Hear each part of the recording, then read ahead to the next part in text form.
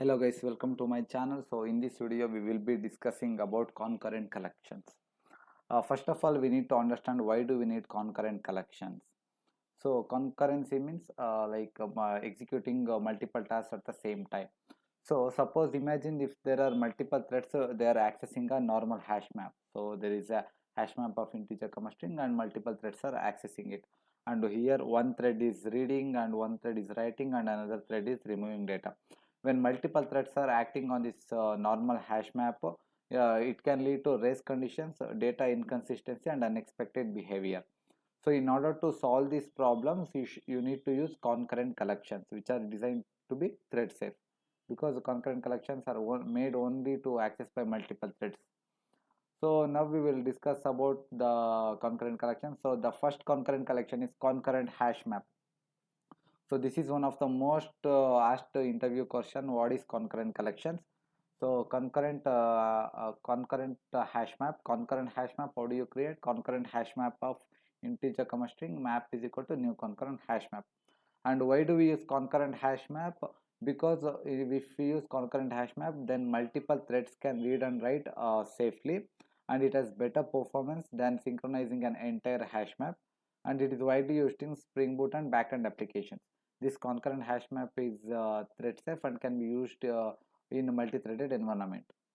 And the example, like, in the same way, map dot put the key and the value you are adding it over here, and if you want to get the value, map dot get the one, and here you no need to manually synchronize the access. So that is the use of concurrent hash map. Now let's understand the difference between a hash map and concurrent hash map. Hash map is not thread safe, as I explained earlier. It is not thread safe, whereas concurrent hash map is thread safe. And hash map can cause race conditions, because if multiple threads are modifying the data, then it can cause race conditions. Concurrent hash map is safe for concurrent access, and it won't cause any race conditions. And hash map can be very useful in single threaded programs because it is faster, and for multi-threaded applications you can go for concurrent hash map. And there is something known as fail fast and fail safe iterator. So here in HashMap, the iterator is fail fast iterator, and in concurrent HashMap, the iterator is fail safe iterator. And if you are modifying an HashMap while iterating, it will throw concurrent modification exception. But in concurrent HashMap, you can modify the map while iterating, so it won't throw any exception. So you remember those difference as well. So now let's look at one more concurrent collection, that is copy on write ArrayList. So actually this is the thread safe version of ArrayList. As we all know that ArrayList is not thread safe and it is not synchronized, right? That means multiple threads can access the ArrayList at the same time. But if you want a thread safe version, you can go for copy on write ArrayList. So how does it work? Means here when the data is modified, a new copy of the list will be created, and the other readers, they will be reading the old copy without being blocked, so that multiple threads can access copy on write array list at the same time. And basically this copy on write array list is used for many reads and very few writes. The real-time examples include configuration list, country list, and product categories. Because country list, you will be adding it to only once, like very few, right? And many people will be checking those country list. And next we have something known as blocking queue. This is blocking queue is a queue which is designed for communication between the threads. How do you create a blocking queue? You can use blocking queue. Queue is equal to new linked blocking queue, and here one thread will add the data. How it will add the data? Using queue.put, it will add the data, and the other thread removes it. How does it remove? Means queue.take, so it will remove the data. So, and if the queue is empty, then if you call take method, then it will wait automatically.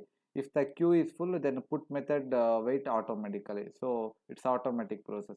So real time usage, real world usage is producer consumer pattern. So we will be using this blocking queue concurrent collection. So let's understand, so which collection should be used in which use case. For example, if you want to use a concurrent hash map, then you use cases you can use it while shared cache and shared data. You can use this concurrent hash map. and copy on write array list, like mostly reads, few writes, like many reads and few writes we can use this. And blocking queue, when you want to producer consumer communication, you can go for blocking queue. And now let's try to understand with one real Spring Boot example. Suppose you have an application that stores the logged in users. So there are many requests are coming, so like we need to add the users, remove the users, and read the users. So there are multiple operations which is performed by multiple threads. If you use HashMap, then there are chances that we get the race condition. So what you can do is you can use concurrent HashMap, so it can handle the concurrent access safely and concurrent tasks very efficiently. And let's discuss some of the interview questions. So why do we use concurrent HashMap instead of HashMap? Because concurrent HashMap is thread safe and it will support concurrent access by multiple threads at a time. Multiple threads can access the concurrent HashMap. That is one advantage. And when you should go use copy on write array list, actually it's a thread safe version of array list, and whenever there are multiple reads and very few writes, then you should use copy on write array list. And when to use, what is a blocking queue? So as we all know that blocking queue is a thread safe queue where producers consumers can communicate efficiently without any manual synchronization. So that is what blocking queue. And I think we have covered all the concurrent collections. So if you have any doubts, please write it in the comment section, and thank you so much for watching.